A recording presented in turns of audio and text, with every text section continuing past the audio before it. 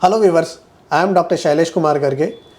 Today we'll talk about what precautions we can take during the summers, because summer is approaching. Now as soon as we go out, we are feeling the heat, especially when you are already working under ACs or you are indoor, and once you go out in the outside during 11 o'clock, 12 o'clock, 1 o'clock, you have started feeling the heat. So this is very important. Now what precautions we should take to avoid the heat stroke or the heat exhaustion.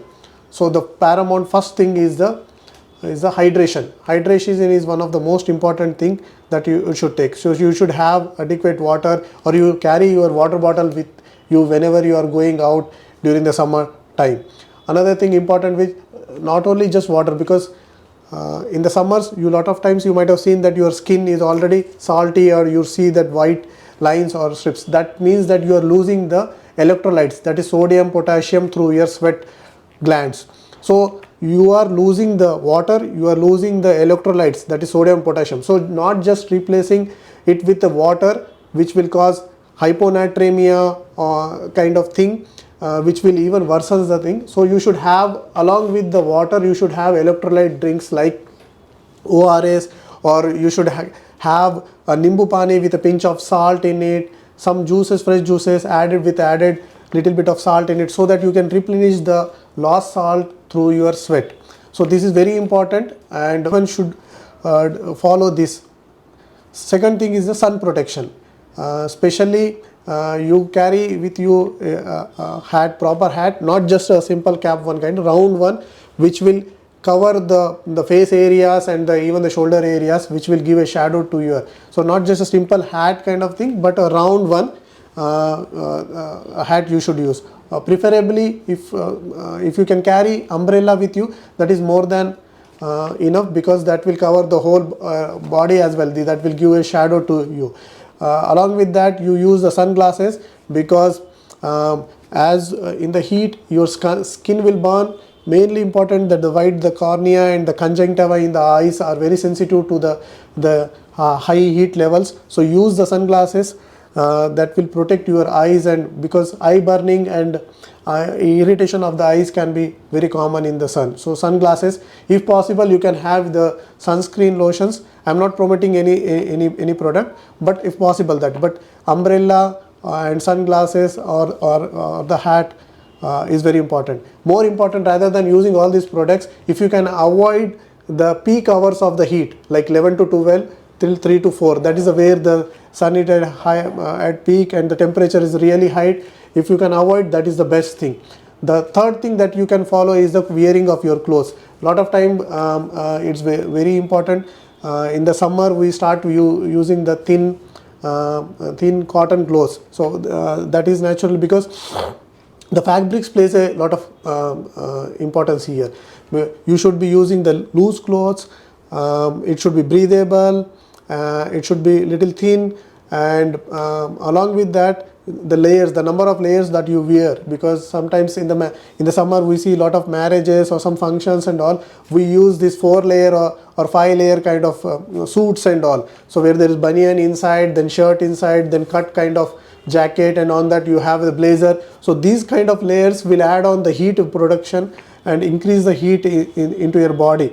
So because if suppose you are affected with a heat exhaustion or stroke, it should be easy to remove your clothes so that your body can be cooled. So that is very important. So the number of fabric what you are using and the layers, number of layers should be restricted. The fourth thing is the diet. Lot of try to have the meal at once.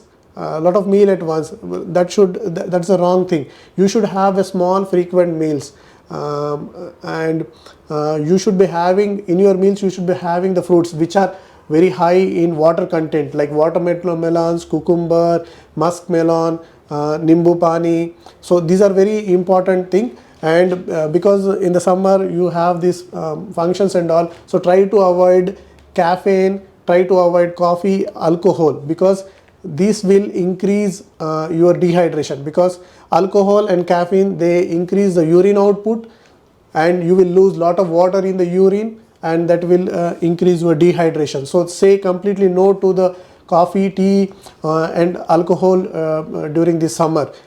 Fifth point is the stay cooler, stay indoor, because if you can avoid the peak hours and staying inside using the fan, using the coolers and AC is the best thing. So you can schedule your activities during the morning hours or during the evening hours when the sun goes down.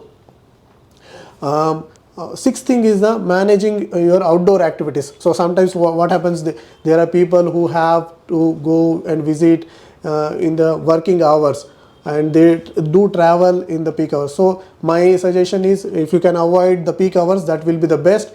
Another thing, schedule the morning and evening visits.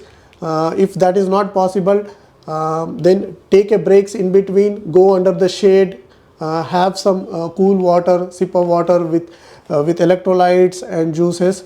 And if you are feeling any symptoms, listen to your body symptoms, like if you are getting any headache, nauseating or dizzy feeling, some blackouts kind of thing in front of lights. So don't neglect them.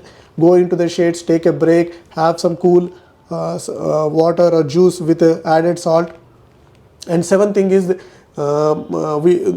you are healthy, you are adult, you can tolerate all this, but especially there are vulnerable groups like children's, elderly people, and if you are with diabetic, some other chronic kidney diseases, some other diseases where you are on the medications, sometimes you tend to be dehydrated very soon. So these precautions are very, very important for these vulnerable groups like kids, elderly people, and those with the diseases. And I'll give you some, these are the 7 tips that you can take to protect yourself, but look for the signs of heat exhaustion and heat stroke, because heat exhaustion will tell you that you are sweating a lot, then your skin become cool, calm, and pale, and sometimes you become dizzy, almost like fainting. In the stroke, you will have temperature more than 103, you will be breathing very fast, you will have altered mood, you become confused. So these are the symptoms. So if you find such symptoms, and heat stroke is a medical emergency, so if you are finding these kind of symptoms in your summer, so my advice is, move to a cooler place, take rest, loosen your clothes. If you are like using a tight clothes, loosen your clothes so that the body get cooled from the outside air, and have a sip of cool water along with the electrolytes, preferably the ORS. And still, if the symptoms are not improving or it is becoming worsened, seek medical advice immediately. So hope these precautions will find you very useful during the summer, and if you like, please share with your friends. It might be useful to them as well. Thank you.